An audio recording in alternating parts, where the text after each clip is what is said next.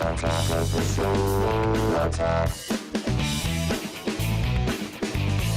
right, so you remember that time you spilled a Pepsi on your PS3 and you thought it was the worst spill ever?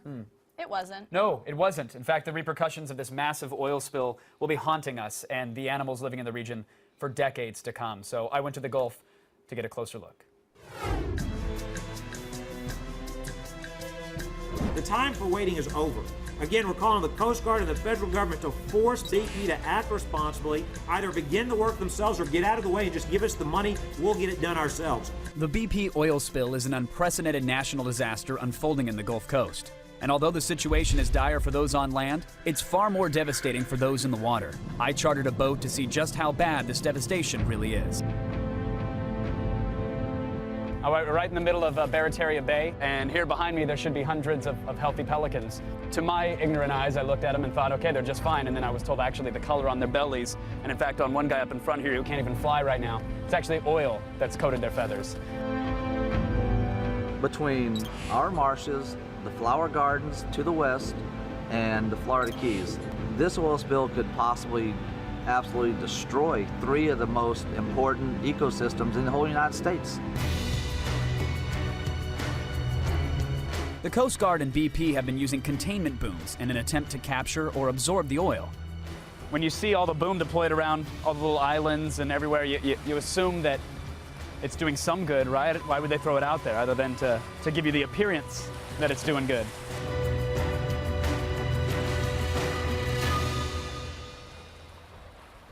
I mean, I want to grab them and bring them over there, but I don't know if I should be, you know? Yeah, don't worry, the oil that the boom doesn't absorb, the birds will. Everything's fine, BP. They got it. Mother Nature's got this one. BP has even hired cleanup crews to rescue oil-soaked marine life. The workers can't talk on camera because they work for BP. Look at this right here. Look at this poor guy. Oh, man.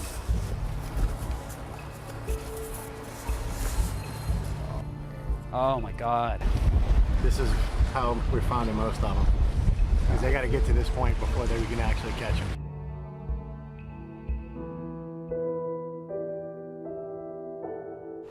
We see what's on the top, and you never really see what's underneath, or you see the sheen. Over here, you can see clunks, and that's on the bottom. And the oyster beds are all over here, and that's going to be, once that's on top of those oyster beds, what's going to grow there? Nothing's going to grow there. If I hadn't gone out there today, I probably would have said it's not going to get that bad. And then when you get out there, and I did tell you I get a little. Yeah. Okay, so anyway, Sorry. when you see it, it's different. You know.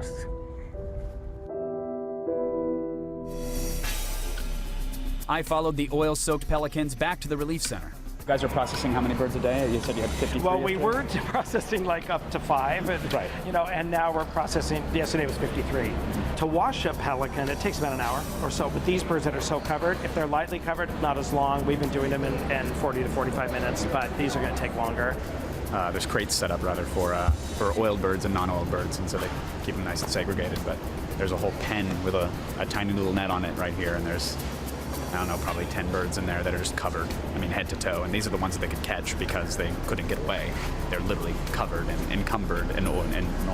The difference here is that this oil keeps coming. Right. And it keeps pumping and pumping, and therefore there's no end in sight. I've seen their attempts to clean up the birds, but what about the thousands of barrels of oil pouring into the ocean each day? One tactic employed by BP has sparked a huge controversy. This is a lot worse than it looks because they spread gallons and gallons of Corexit 9500 all over everything. So instead of seeing just thick, thick layers of oil, you're seeing these little tar balls washing up. This is sick. BP is using a questionable chemical dispersant called Corexit, which is a solvent that turns oil slicks into oil clumps. BP claims it makes it easy for cleanup, but critics say it endangers animals, and the only thing it's really cleaning up is BP's image by making the giant oil slicks appear smaller in the PR-damaging photos. BP has said you would not use something unless it was EPA approved, unless it was available in specific quantities, and yet studies have shown on silverfish and on shrimp specifically that Corexit is exponentially more dangerous than other dispersants that are available out there. We are using an EPA-approved product. We are using a product that has low toxicity, and the research that we've done into the alternatives does not show us that we have anything else viable to use at this time in the volume that we're using. I've seen guys that have volunteered to clean up birds that were working for BP. The hulls of their boats, whether it's from the oil or from the Corexit, are being eaten through. And they're saying, I volunteered this ship to help with this effort. There's no way BP is going to pay me back for that. Yes, they will. The claim process is not perfect yet, and I hope that at some point it will be. But we're working on it, and yes, they will be paid. The chemical composition, the ingredients in Corexit aren't publicly known. That'd be nice to know what's in there so that people can do their own tests or come to their own conclusions about it. The Coast Guard said it's available, but online it actually says proprietary under ingredients. Is there any way to get that released? It's my understanding that it had been shared with the Incident Command because of the volumes we were using it in. But you make a very good point about the proprietary side of it. I mean, obviously you can't share your proprietary information, but well, I think you should share your proprietary information if it could be eating through kidneys. When they pay us, we don't know. We're on BP dollars. It's just monopoly money. That's all it is. Have you invoiced them? Do they? Yes. Yeah. I haven't got a dime. Right now, oh, it's great. We got all these oil people here. Yeah, they're paying right now, but a year from now, when they're all gone and it's devastated, like I said, then it gets home. You know, it gets home. It's not on TV. I get the sense that people down here, they have all the dots. They just haven't connected some of them. And it's not because they're not capable of connecting them, it's because of the reality that they would face if they did. And what I mean by that is, every conversation I can talk about BP's connections to the dispersant company. There's a connection there, that BP has money to be made by using it. They get that BP has control of the Coast Guard. They get that they might not really understand how to solve this problem. They get that the politicians are telling them exactly what they need to hear, and sometimes they're being strung along. So they get all these dots, but to connect them would mean giving up hope.